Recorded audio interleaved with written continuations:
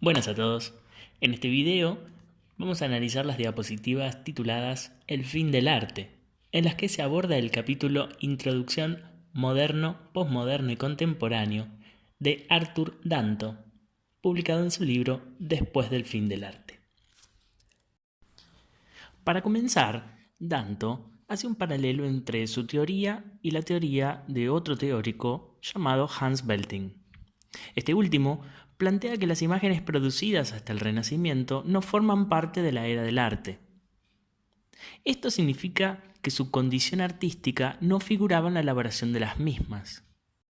O sea, que las personas mantenían una relación diferente con esas imágenes, puesto que todavía no había aparecido el concepto de arte que luego vino a regular nuestro vínculo con ellas. Podemos mencionar múltiples ejemplos, remontándonos a la prehistoria, como en este caso en la Venus de Willendorf, o al arte rupestre en la península ibérica. En ambos casos hay una vinculación mágica o religiosa con las imágenes. Lo mismo ocurre en la antigüedad y durante la Edad Media. Belting plantea entonces que esas imágenes se encuadrarían en la categoría de íconos y que tienen un origen casi milagroso. Ahora bien, hacia el año 1400 después de Cristo se da una discontinuidad que da lugar a un cambio de paradigma.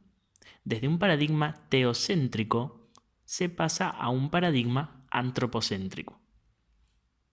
El Renacimiento es el que marca esta discontinuidad en la forma de entender el mundo. Y en las imágenes se observa justamente este cambio de paradigma a través de la producción simbólica. Dado que el mundo no podía ser explicado por la palabra de Dios, ahora se van a buscar otras formas de llegar a la verdad a través de la razón y de la ciencia, que van a ser usadas para comprender cómo funciona la naturaleza y poder controlarla para poder satisfacer sus necesidades. De esta forma, la ciencia se convierte en una búsqueda de verdades objetivas a partir de hechos observables, cuantificables, repetibles, tendientes a leyes universales. Esta tendencia hacia la objetividad también se da en el campo simbólico. Entonces, las imágenes van a buscar también el naturalismo y la representación a partir de reglas y leyes que parten de ciencias como la matemática o la óptica. Hay un uso que se hace de herramientas tecnológicas como la cámara lúcida, la cámara oscura, los espejos y lentes. Esto se puede observar en el documental El conocimiento secreto de David Hockney, un artista inglés. La búsqueda tendía a producir imágenes que se acerquen a la mímesis. Una vez más podemos mencionar varios ejemplos: Jan van Eyck, Rafael, Velázquez, Vermeer, entre otros. Observamos que, con el paso del tiempo, las circunstancias van determinando el surgimiento y el crecimiento de la burguesía como una nueva clase social.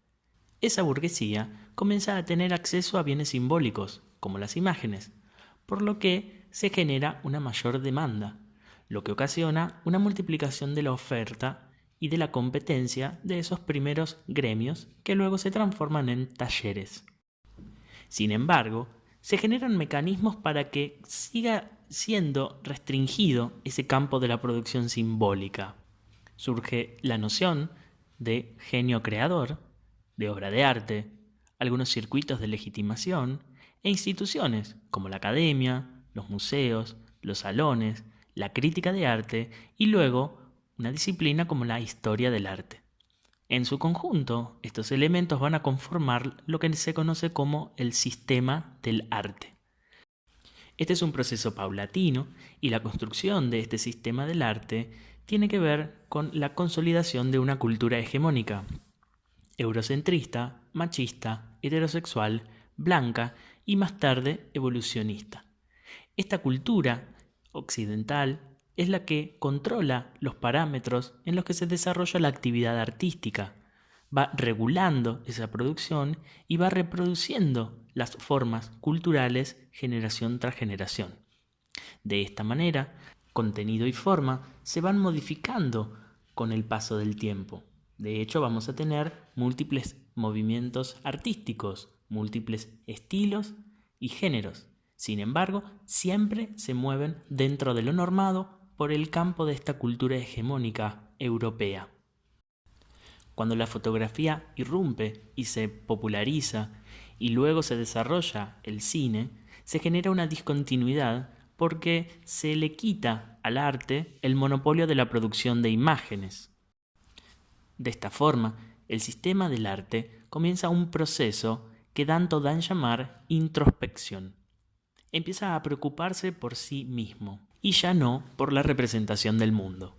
De esta forma, el arte se vuelve su propio tema. A este proceso se lo conoce frecuentemente como el arte por el arte. Podríamos decir que ese proceso comienza con Manet y con los impresionistas, pero tanto se focaliza en 4 figuras que van a representar un movimiento que luego se analizó como postimpresionismo. Estos son Paul Cézanne. Aquí observamos un ejemplo que, si bien mantiene una imagen figurativa, se aleja del naturalismo, sobre todo en este caso en el apoyo de los elementos que está representando. Observemos las características de esa mesa que se reiteran en este caso. Si observamos con atención, vamos a percibir que hay una intención de Cézanne de representar los objetos como si estuvieran siendo observados desde diferentes ángulos. De este modo, podríamos afirmar que es un precursor de la perspectiva múltiple que luego se va a desarrollar en el cubismo. En el caso de Vincent van Gogh, observamos la modificación de formas con carácter expresivo. Esta tendencia se va a desarrollar luego en el expresionismo. En el caso de Paul Gauguin, observamos un uso de color arbitrario que está vinculado a elementos simbólicos más que a la representación propia del objeto, que podríamos considerar color local. Por lo tanto, Paul Gauguin está incorporando elementos que luego serán utilizados por el simbolismo. Por último, Henri de Toulouse-Lautrec desarrolla su producción visual a través de la síntesis y la simplificación de las formas, estrategias que luego se desarrollarán en el arte gráfico y en la publicidad. Observamos entonces que estos 4 representantes del postimpresionismo abren las puertas para exploraciones que se van a desarrollar en lo que se conoce como vanguardias históricas. Estas vanguardias históricas son las que se comienzan a preocupar por los rasgos no miméticos. Empiezan a pensar la esencia de las diferentes disciplinas, de los diferentes lenguajes, alejándose de la representación naturalista primero y figurativa después. Sin embargo, todas estas preocupaciones pasan a ser parte del relato oficial.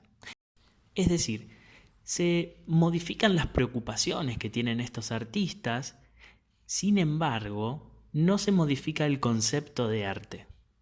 No hay una ruptura en el concepto de arte todavía, sino que solamente hay una modificación de las formas. Un historiador del arte sumamente importante en este periodo es Greenberg, que genera entonces una aproximación a este momento histórico que él denomina arte moderno. Las características de este arte moderno tienen que ver con una tendencia hacia la abstracción que podemos ver en el ejemplo de Piet Mondrian. Acá observamos una pintura de 1908 en donde se representa un árbol.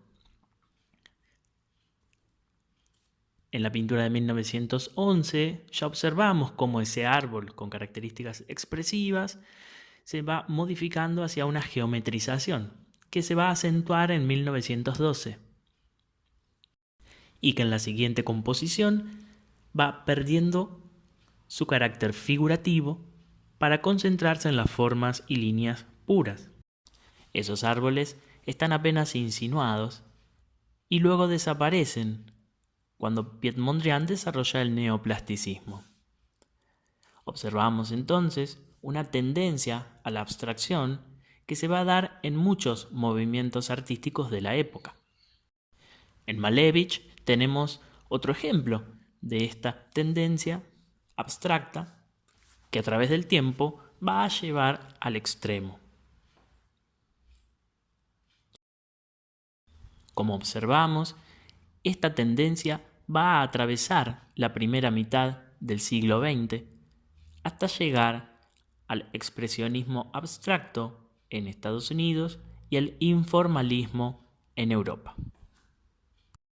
Según Danto, esta tendencia se agota en la segunda posguerra y es en ese momento en el que surge una verdadera ruptura del paradigma tradicional del arte.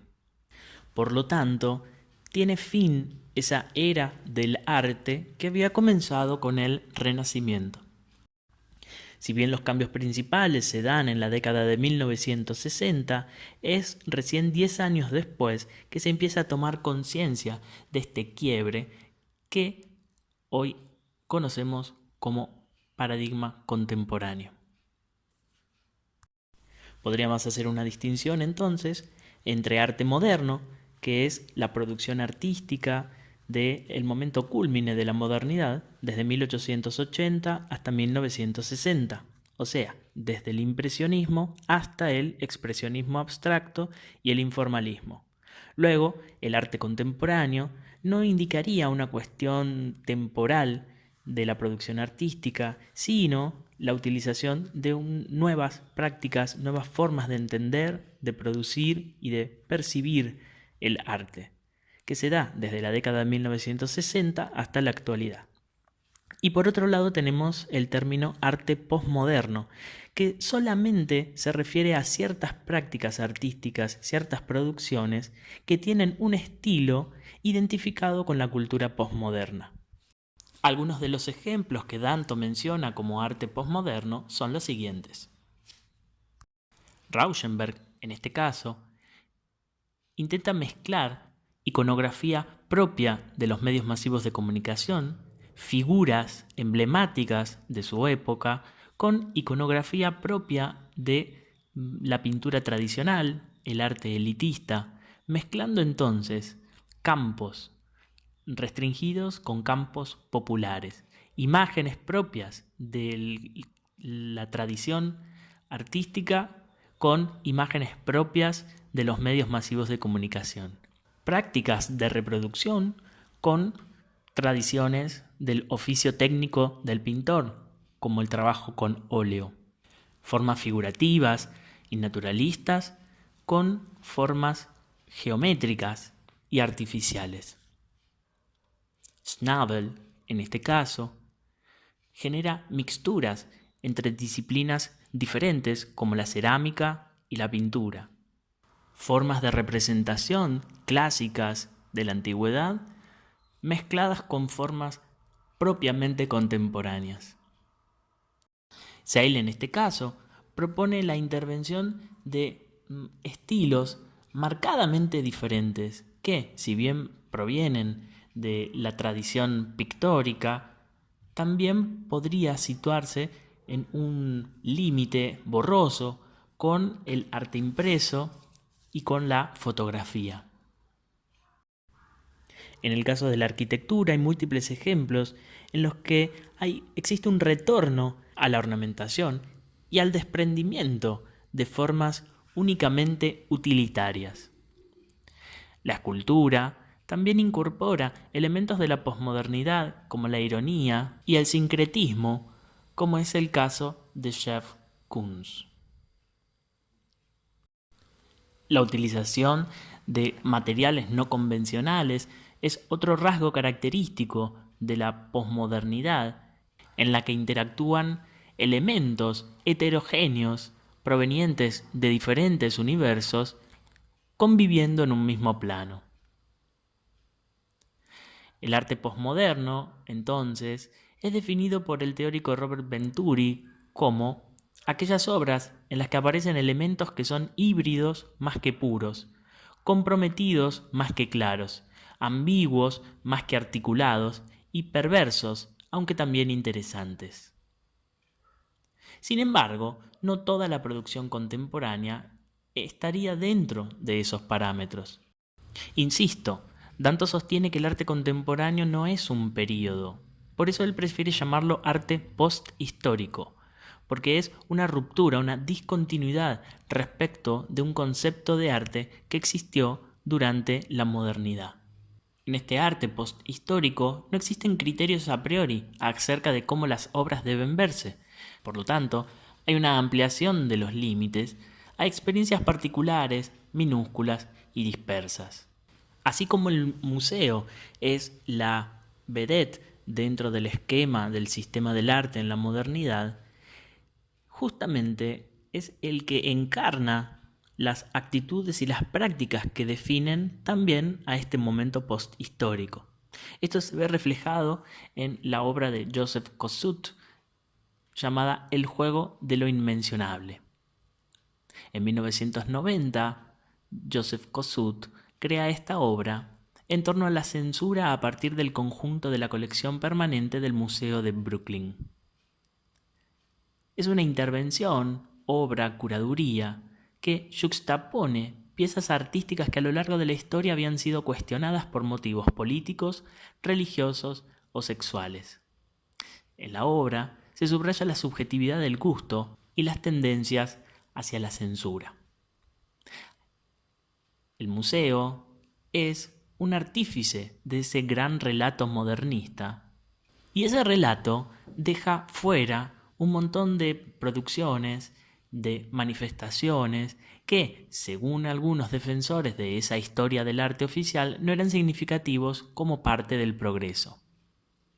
El linde, la muralla que existe al legitimar cierto relato, genera necesariamente una exclusión de otros posibles relatos, de otras posibles manifestaciones.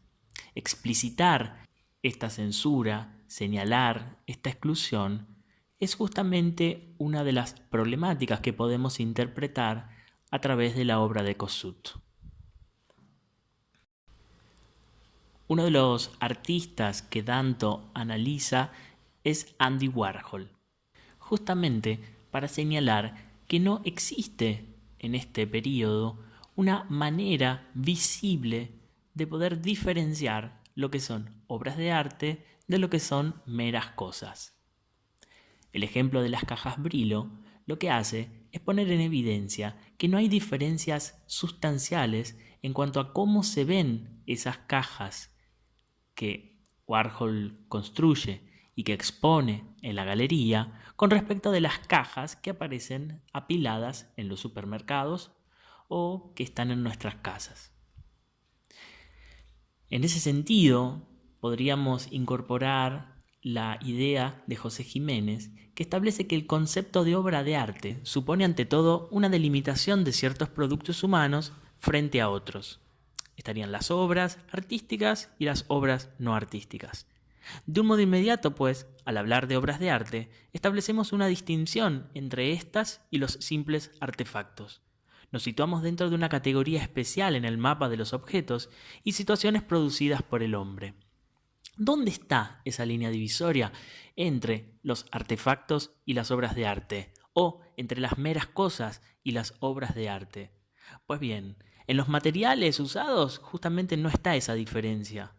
Porque en el paradigma tradicional las obras de arte se hacían con materiales nobles, pero en el paradigma contemporáneo usan los mismos materiales que los productos o las meras cosas. Los ready-made son un ejemplo de esta característica. Entonces, volvamos a la pregunta: ¿dónde y cómo se sitúa esa línea divisoria entre las meras cosas y las obras de arte? Pues bien, Danto asegura que el núcleo de toda operación artística está situado en el proceso de manipulación significativa de los materiales culturales. Una obra no se convierte en obra por capricho. Los ready-made son ejemplo. Son metáforas visuales y conceptuales que que operan mediante un proceso de descontextualización de las significaciones habituales de los objetos en el universo de la vida cotidiana. Esto es lo que dice José Jiménez. Ahora bien, para ser aceptados como operación artística, deben entrar en los límites institucionales del arte. Volviendo a Jiménez, la distinción entre artefactos y obras de arte se nos revela entonces como un hecho de cultura, de carácter dinámico, en el que resulta crucial la orientación intencional de la operación productiva hacia su constitución y transmisión como obra. Por lo tanto, no existen imperativos a priori sobre el aspecto de las obras de arte, sino que pueden parecer cualquier cosa. Y en este punto, los artistas insistieron y presionaron contra los límites después de los límites, intentando preguntarse sobre la naturaleza del arte. En ese sentido es que Danto sostiene que el arte contemporáneo implica la llegada de la filosofía al arte. Y en lugar de problematizar la forma, como en el periodo de vanguardias, ahora se problematiza eminentemente el carácter conceptual. Hasta acá este video. Nos vemos en próximos encuentros. Saludos.